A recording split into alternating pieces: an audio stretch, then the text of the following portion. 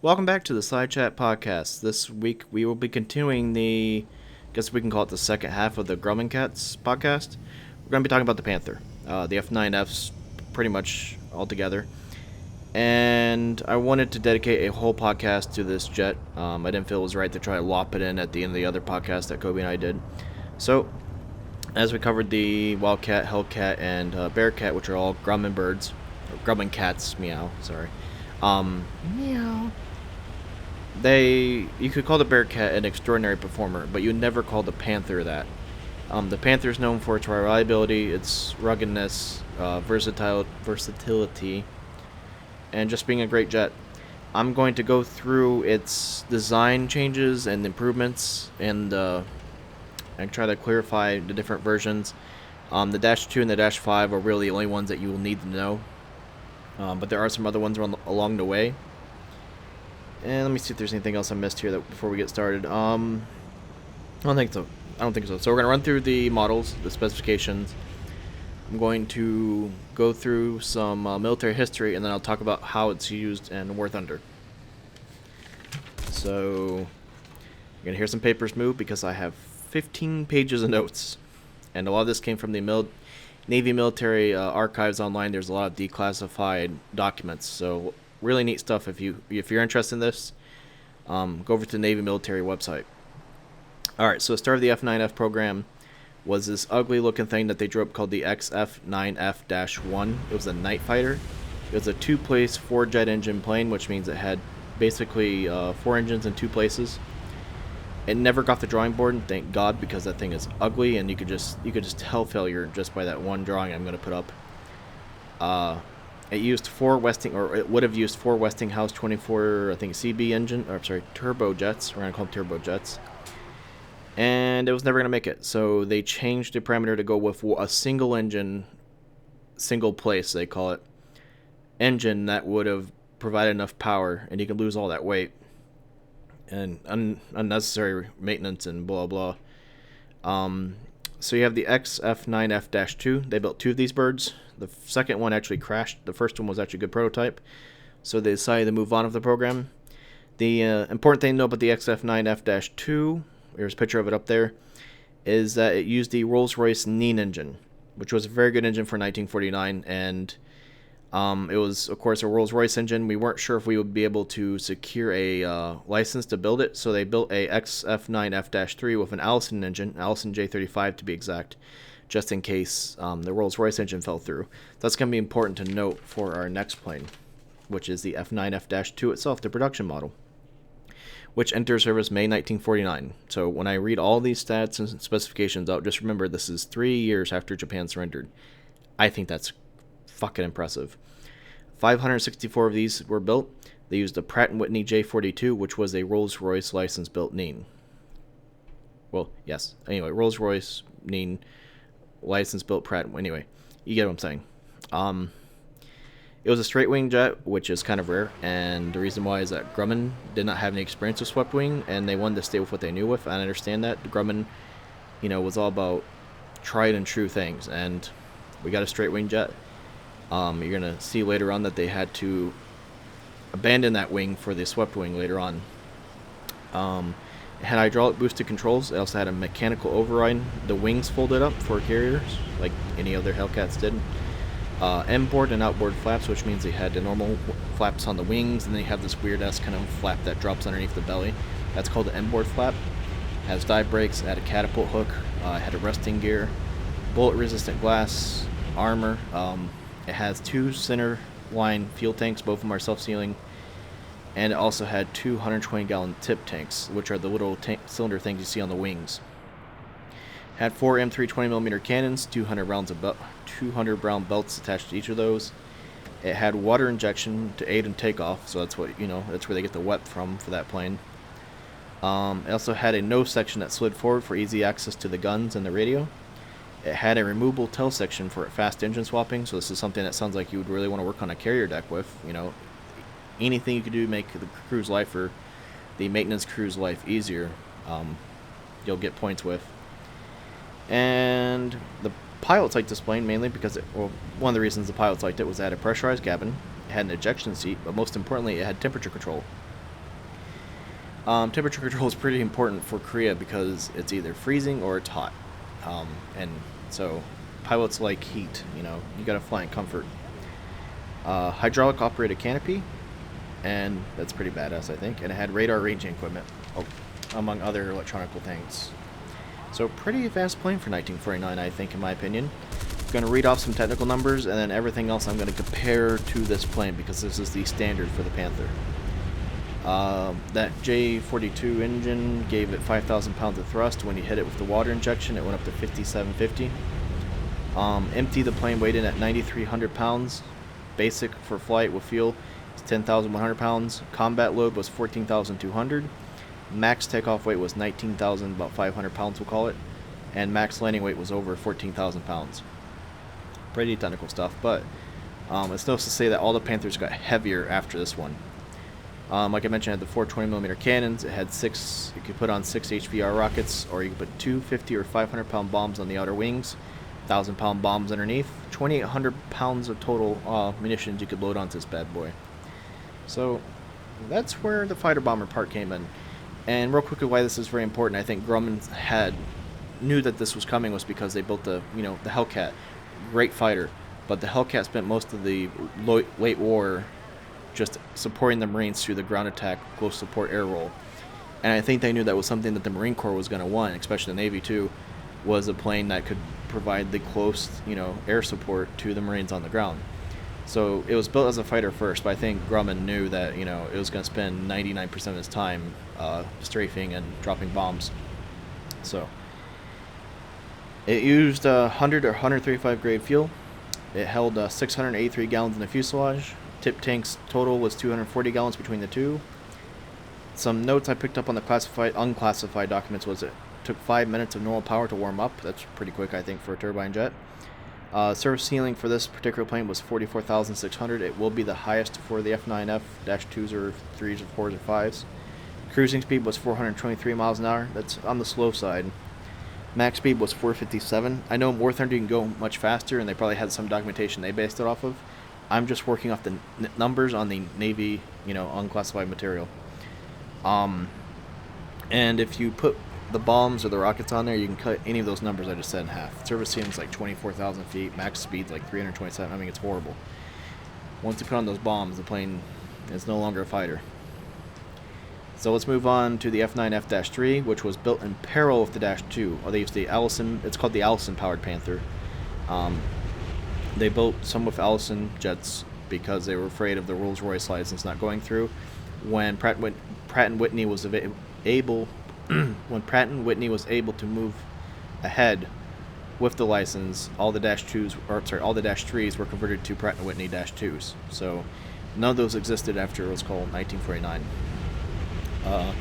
Then you have the F9F-4, which is called the Improved Panther. There was 109 of these built. And this is basically most of the features to the Dash 5, except the Dash 5 got a different engine. So the big difference between the Dash 2 and the Dash 4 and Dash 5 is it had a 19.5-inch fuselage extension to put more fuel in there. It had a taller tail fin. The Dash 4 had an Allison J33 A16 turbojet, which had 6,250 pounds of thrust. That's almost a 1,200 pound more power. Outboard pylons were improved to hold more weight. Small wing fences to improve low-speed handling. So there's going to be some terminology I've never used in the podcast before. So all of you who don't know what wing fences are, if you look at the Dash 2, if you hit like preview or whatever in War Thunder, or just look up a picture of Dash 2, you'll see it has a smooth wing all the way across. The Dash 5s near the wing root have this little kind of thing. It's called a fence. But it comes up and it goes back horizontally. And so that's called a wing fence. You'll be able to see what I'm talking about. It's the only thing that sticks out of the wing near the vent, I guess we'll call it. One squadron had F9F-4s. It was not a very good plane because the Allison engine was unreliable. All these planes were eventually converted to Dash 5, the ones that were still good airframes. And then we'll get to the Dash 5. I'm going to try to run through this information as quickly as possible. I don't think we need to spend 30 or 45 minutes on this today, so just trying to fly through. If you have questions or anything you want me to expand upon, just let me know. Dash 5, which is the one that's in game. 616 of these were built. It was built basically off the Dash 4 configuration, but it got a Rolls-Royce Tay engine, which was an improved name. It was called the J48, Pratt & Whitney J48. That's a good engine. That's the biggest improvement over the Dash 2, Dash 5 you'll see in game. It was meant to carry more fuel, more bombs, and this and that, but in game, you're not usually running with max fuel, you're not usually running with bombs or rockets with the Panther, so you're getting a lot more thrust from that J48 engine to become somewhat competitive. Some Dash 5s were delivered in anodized aluminum finish, but they didn't hold up against corrosion, and they were all repainted to glossy sea blue. So that's why when you go to customization, you'll see a partially painted and a non-painted F9F-5 skin. That's where War Thunder got, or Gaijin got those from. So max speed for this plane was 625 miles an hour, service ceiling of 42,650. Range was up to 1,300 miles, and empty this plane weighed in at 10,100 pounds. Loaded it was 18,700 pounds. Much heavier plane. So, but I think this is the best Panther. This is, even though it's heavier, it went faster and blah blah. This plane was meant for ground attacking, it was meant to fly sorties, and this was the perfect package to do that for that time. Real quick, I'm going to cover some of the Panther's kind of weird little bit of military history here, and then we're going to jump to the Cougar, and then we're going to go into the service history. When I was reading through all this stuff, the Panthers, I want to share if you did a lot of stuff for the Navy that I never knew of, and it was used as a test bed for a lot of things. One of them was a remote control turret that went on the front of the plane that had 450 cals. The idea was that instead of aiming the nose where you want to shoot, if you had a turret that you could aim, it would be easier. That was obviously not the case. Even to today, we don't do that. Remote control, I had another thing that was interesting I should expand upon called BLC, Boundary Layer Control, or Blown Flap System. When the engine would bleed air over the flaps to help with low speed handling. So the idea is that you push air over the flaps, and try to, so your stall speed's lower, plus you have, more airflow over the flaps to make you handle better, blah, blah. Pretty basic aerodynamic stuff. They also tried some experiments with loft bombing, so instead of dive bombing where you go straight down, they actually pitched the nose up and threw the bomb onto a target. It's much safer for the pilot if you can actually do it accurately. And in 1952, the F9F-5 did a in-flight refueling, which was a feature that was added to the Cougars later on. Panthers were also used in a bunch of China Lake armament trials. One of the things they did was pretty neat was they put 4 rocket pods on these things were called Zuni rockets. 4 pods that held 4 rockets, totaling 16 rockets. So that's kind of like the Hydra rockets that A-10s or Apaches or Cobras carry today. That's kind of a hell of a punch for a plane. And the Panther also did a lot of photo recon in Korea, and that's something that you should really know it for, was it did a lot of reconnaissance work for the Navy and the Marines. And then we're going to get to the Grumman Cougar, so we'll slow it down here. The Cougar is a swept-wing Panther, essentially. And there was 3 F9F-5s that were modified on the production line, some airframe changes, but they also put in a 35-degree swept wing. They took off the wingtip tanks, they added spoilers. If you don't know what a spoiler is, whenever you get the HO229, the next patch, and you roll its wings, just look out the window and you'll see these little things pop up and down. Those are spoilers. Easiest way I can explain it. Another thing they did was a all-moving tail. As you got closer and closer to the supersonic jet age, they had problems with getting airflow over the elevator. The British figured out a way, if you make the entire tail move, you got more airflow over the front of the elevator, blah, blah, blah. Controllability, pilots don't die. A lot of pilots died before they figured out that you need to have the entire tail moving, or most of the tail moving. You see most modern jets, like the F-22, you watch its tail, it's this big-ass thing, like a fucking fish, flopping it around. That's why. Grumman, like I said, though, did not want to deal with swept wings until the MiG-15, which was kind of smoking them. We'll get into the kind of service history, but the MiG-15 was its biggest threat. And the MiG-15 made Grumman face the fact that they needed swept wings. So I just want to add that quick note. Because of the MiG-15, the Cougar came into existence. Larger air brakes, larger rudders, and they stretched the fuselage another 2 feet to add more fuel. But without the fuel tip tanks, they still were, I think, 8% less fuel than a Dash 5. The plane was delivered in 1952. Pilots loved its improved performance. They said it handled better on takeoff and landings from carriers. But the plane never saw actual military action, we'll call it military service history, and Korea, because the war ended in July 1953, so they weren't able to be deployed in time. And I'm not going to go over the super advanced. These things went to the early 60s, but there was later models of the Cougars included, like I said, air-to-air refueling and also Sidewinder missiles. So, all right. Service history. Take a deep breath here. Famous pilots that flew, I believe Neil Armstrong and Ted Williams were wingmen together in one of the squadrons. Ted Williams was a famous Boston Red Sox pitcher. Neil Armstrong's a fucking astronaut. If you don't know that, I'm going to punch you. So was John Glenn. He was a Panther pilot. 1949, this plane went into service. It was the U.S. Navy's first jet fighter. 1950, it was deployed to Korea. On July 3rd, it got its first kill, which was a Yak-9. In the fall, the Chinese MiG-15s entered the theater. The MiG-15 outclassed all United States Air Force aircraft, which was mostly F-80s, or late World War II or post-World War II engine props. So like Corsairs, poor Corsair never had a chance against MiG-15.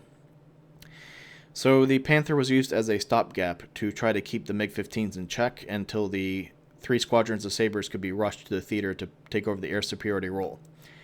In that time, and I'm not saying these are all fact, but this is what the internet posts, and there's, it's hard, you can take this with a grain of salt. The numbers listed are 7 MiG-15s to 2 F9Fs lost, and then there's a couple more Yak-9s thrown in there. This thing wasn't a big fighter, but it had a positive, kill. It's only 7, but to 2 Panthers. But the plane wasn't meant to be a fighter. It was too slow. What it did do was it flew 78,000 sorties. That's a lot. Even today, that's a lot. And it was favored due to its hefty payload, its versatility, and also it ate a lot of anti-air fire and still came back in one piece. But the Panther, all these great things I say about the Panther was replaced because, it was an early jet, 1949, and jet technology moved too rapidly for it, and the plane was withdrawn from service in 1956. It did stay active in reserves for several years, and eventually it was used as drones or, drone targets. A lot of planes were used like that, and it's kind of sad, but that's what they, what are you going to do with 1,000 extra Panthers? You shoot them down. The only Panthers that were sold outside of the U.S. was, I believe, some Dash 5s to Argentina for use on their aircraft carrier. Those remained active until 1969. That seems way past their expiration date.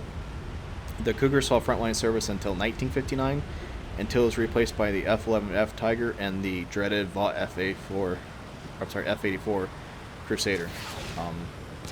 F8U. I can't read my own handwriting. I'm like F84. That doesn't sound right. It's an FAU.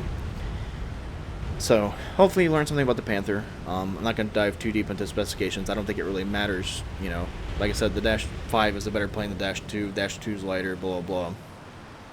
Dash 5 kicks some ass in Korea, in my book, as a fighter bomber. That's the thing you need to remember when you fly in War Thunder. It was a fighter bomber. It was not a fighter. The way that it's being treated in War Thunder, a lot of people hate the Panther because, it's too hard or... it kind of drags down your team. I'll be true. I'm a Panther pilot. I have over 100 kills in Dash 5. I'm trying to use the Dash 2, even though how hard that is. And you need a good team of Sabres behind you to free you up to do what you gotta do. And unfortunately, War Thunder, there's a lot of planes in War Thunder that don't have, the Panther had a mission-specific role, right? It was meant to bomb targets and support ground forces. And there's the way that the Korean map is set up, the Panther really doesn't get a chance to do that. I mean, you're going to fly your 1,000-pound bombs or your 6.500s, blow up 2 or 3 tanks. It doesn't really make a difference on how the game's outcome is going to come. You have to fly it like a fighter, which, as I read off, it only killed 9 planes in the Korean War. So if you're going to fly American jets, this is literally my advice for you. Don't fly the P-80. Feel free to try the F-80. Avoid the F9F-2. Avoid the Dash 5. I'd go straight to Sabres and learn how to fly jets properly with a Sabre before you go back to P-80s, F-84s, F9F2s, F9F5s. You don't want to learn bad habits from, what I mean by bad habits, churn fighting and going head-ons and that type of stuff. Because that's the only way sometimes you can get kills with those crappy U.S. jets. Learn how to fly with a Sabre, and then if you want the challenge, when you get good as a jet pilot, go back to the Dash 2, the Dash 5, the F-84, and the P-80, and challenge yourself then. That's why I fly the Dash 5. I like the challenge. And Mine's fully upgraded, so now I'm stepping to the Dash 2. And the Dash 2 gets frustrated because when I don't have a good team, there's no way in hell I can fight 2 or 3 MiG-15s with the Dash 2. It's not going to happen. You know, I'm a supporting plane. I'm not the air superiority role. And that's what people need to understand, is when you fly Panther, you're flying it for the challenge. You're never going to club anybody, and I could be wrong. It could be flavor of the month next week when patch 1.43 comes out, or next month, or when the hell that's going to hit. But just remember, you're flying a fighter bomber that doesn't have a role yet in War Thunder. Maybe that will change when U.S. ground forces come in. I don't know. But I think this plane was a marvelous thing for 1949. And it's, you know, I don't like the way the Sabre looks. I don't like the way the F-80 looks. For some reason, the Panther just speaks to me. I've seen one in real life. There's one near my house that's under restoration. I think it's a kind of a fugly, neat plane. But anyway, that's just me. I know you guys enjoy these aircraft podcasts. I haven't been doing them very recently because it's a lot of work. Almost 4 or 5 hours went into researching this stuff for this podcast, and if I got anything wrong, just feel free to point it out with sources. I like sources because everything that I spoke on, I have sources to back it up. And you know, if there's anything I misspoke about, I know I'm not always right. You know, I try to go to the people who know more than me. But if you want to hear a certain plane or a certain battle or anything, certain topic, please let me know. I may be doing another off-topic podcast next week because kind of burnt out on War Thunder, honestly, right now. I'm putting up a lot of content, and I just kind of need a break from it. But also there's some other topics that have been happening in the world and in certain industries that have been, I find interesting, and I thought I'd put together something on that. So it might be off-topic, it might be back to War Thunder. Anyway, feel free to put any topics that you would like to hear from me. Kobe, Fierce, Shadow, any of the guys that you hear on here from time to time. Firefly, I haven't had him on in a while. We could have him back. But if there's any topics you want to hear, please let me know. Follow the Twitch channel. I'm trying to Twitch about 2 or 3 times a week. I put the dev server up this week. I played some Payday 2, and so on. So, you know, if you want to see that, subscribe to or follow me on Twitch. I've been putting screenshots up on Twitter and Facebook. Feel free to watch those. Those are in the description link as well. And just like, comment, subscribe, and thanks for listening.